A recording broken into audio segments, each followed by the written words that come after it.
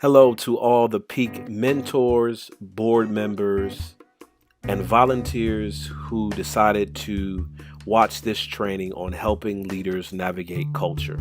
My name is Pierre Quinn, and I connected with Anthony Bolden, program manager for Peak Chicago, and we had a conversation around helping the Peak mentors learn a little bit more about navigating culture. We had a live call for some of the mentors, and I decided to, after that call, put the conversation in a video format to pass on to the other mentors who were unable to make the call or people who were interested, who were connected to the Peak organization and interested in learning about navigating culture. Again, my name is Pierre Quinn, and for the past several years, I've been having conversations about leadership. I've been able to travel across the country and to work with some of the top educational institutions, nonprofits, associations, and corporate and executive groups in the country to have conversations about leadership and help them to build stronger leaders and grow stronger teams. And one of the things that I've learned about leadership over the years is the reality that leadership can be okay, leadership is messy. Several years ago, we were hanging out with some friends. Now, these friends we had gone to high school with, we had gone to college with, and we started having, my wife and I had kids around the same time as our friends. And as we were hanging out one day, the two girls, our oldest and our friend's oldest daughter, were playing. They were crawling around the house. They were having a great time playing. And then it got quiet.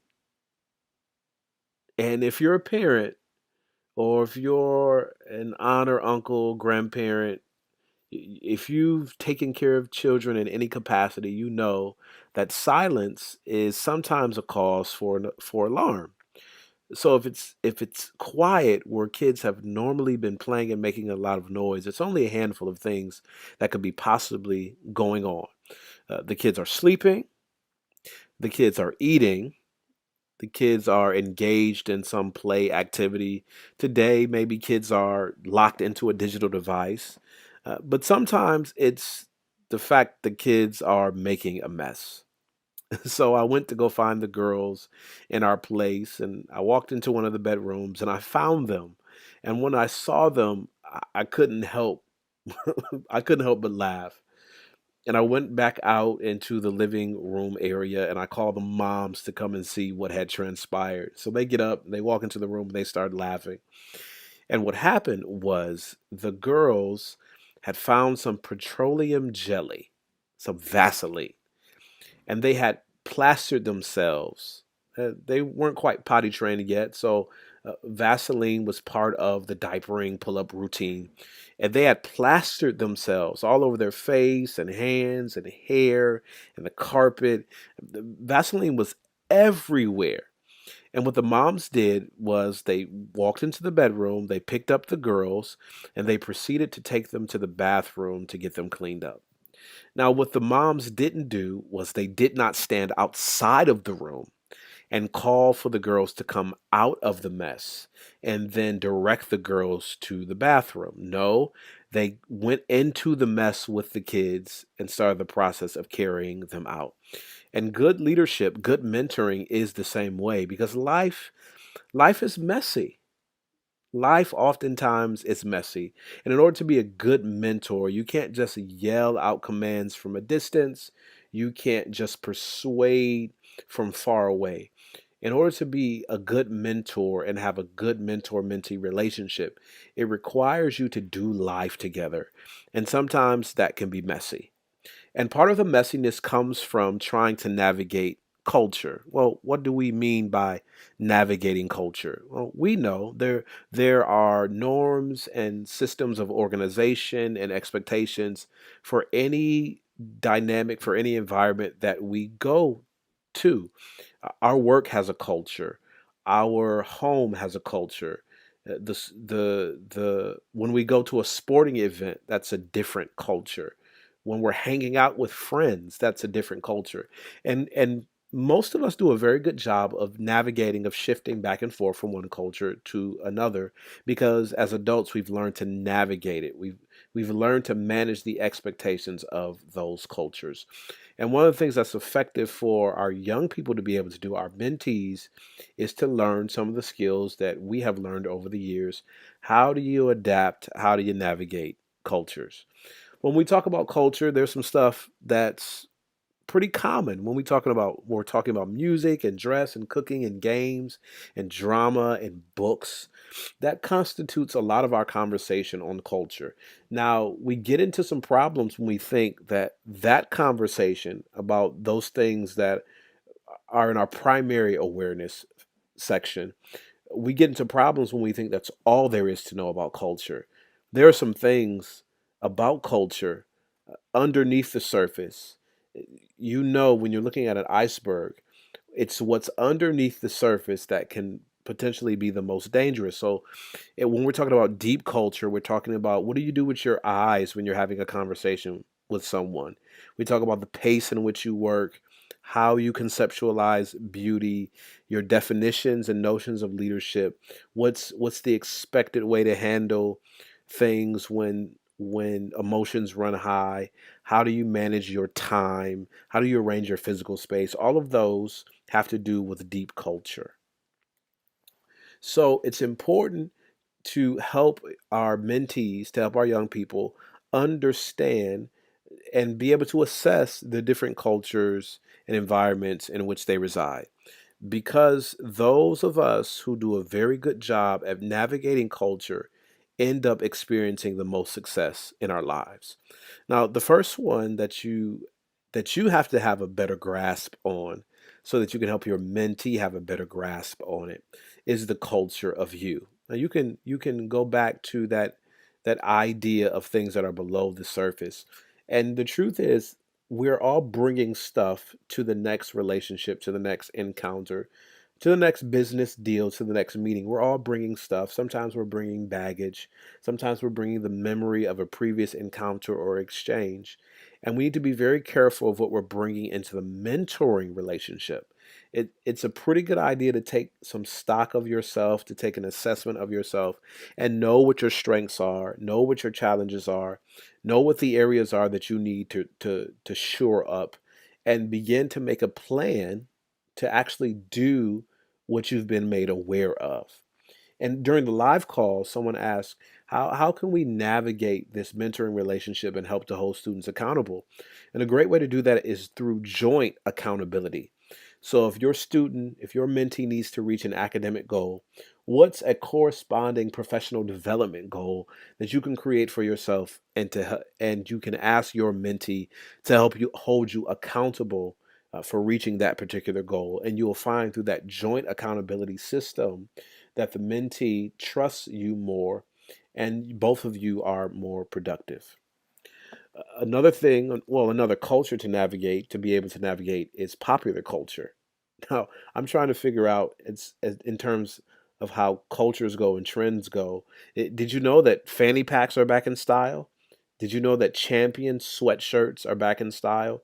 Did you know that 80s colors and trends and patterns are back in style? All of these things are back in style now. They're popular. You see them in the mall when you go shopping.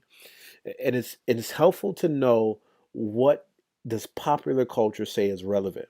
What's the music that's trending? What are the styles of dress that are trending? What are the entertainment choices, movies, television shows, Netflix options, games on your phone? What are the things that people are paying a lot of attention to? Because your mentee is being shaped, just like we are, is being shaped by popular culture. Now, you don't have to embrace it, you don't have to be a proponent or an advocate for the popular culture, but if you can have an understanding of the popular culture and the space where the young people converse, you'll be a much better mentor. It's also helpful to have an understanding of the school culture. Now, this only comes through conversation. You can sign up for an email list, you can get a printed newsletter, but to learn the culture of the school, you need to be able to have conversations with the people who are in it most of the time, besides your mentee. So you need to be able to talk to teachers and administrators, volunteer staff, custodians. Just asking questions. What's the school like?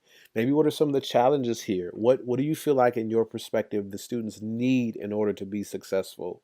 And what's the interaction between the school and outside organizations? What's the interaction between the school and the parents? How's the PTA work if that's a part of the school culture? But getting a gauge on what's happening that you're not going to see, or sometimes your student's not going to offer it to you, and that's why you need to have conversations for yourself. It's very important to take stock of the family culture. Now, what happens to a lot of us is that we build up this persona because I want to impress my mentor in some ways, because I want to impress my friends, especially when it relates to popular culture, be, because I want to impress the people at school. I developed this persona, this way of dealing with the world that might not be exactly who you are. And part of the reason why we develop these personality adjustments is because we really don't want people to know where we come from. And some of the students that you're mentoring, family culture is a tough spot in a hard conversation. So on the live call, someone asked me, how can I get to learn information about the family? I said you can ask some questions like, what do you do in the morning? What do you do in the evening before you go to bed and get ready for the next day? And in both of these questions, both of these lines of question, you're looking for patterns, you're looking for routines, you're looking for interaction. You're waiting for a person to say, "Well, I sit down and I have breakfast. I have oatmeal with my dad a couple of times a week, or I sit down with my sisters and we talk about the school day."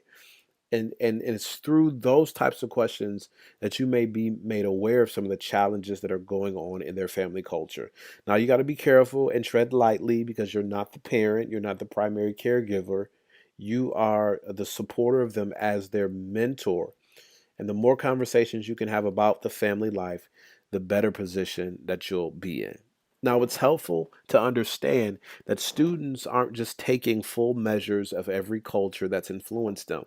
They're going to take a little bit of you, they're going to take a little bit of popular culture, they're going to take a little bit of the school culture, a little bit of their family culture, and they're going to blend it together so that it comes out in a way that's reflective of them. It's like a good chef, really. A good chef doesn't use all of the ingredients at their disposal, but a chef is looking for flavor profile for a combination of things to be able to bring together. And that's what your mentee is doing. He or she is taking stock of the world around them. And they're taking a little bit from each and every place so they can formulate how they want to be viewed in the world. And if you can understand yourself better, if you can understand popular culture, if you can understand the school, and if you can understand their family life just a little bit better, then you'll do that much of a better job as it relates to being a good mentor and a good leader in the lives of these young people. I would love to continue having the conversation with you about leadership, about culture, and about helping young people. And here's how you can reach out. Here's my LinkedIn handle, linkedin.com/n/Pierre Quinn. You can reach me via email, pierre@pierrequinn.com, or you can check out my blog at pierrequinn.com. I wish you all the best as you continue to lead, as you continue to serve, as you continue to help your mentees grow up into the individuals that they were called to be.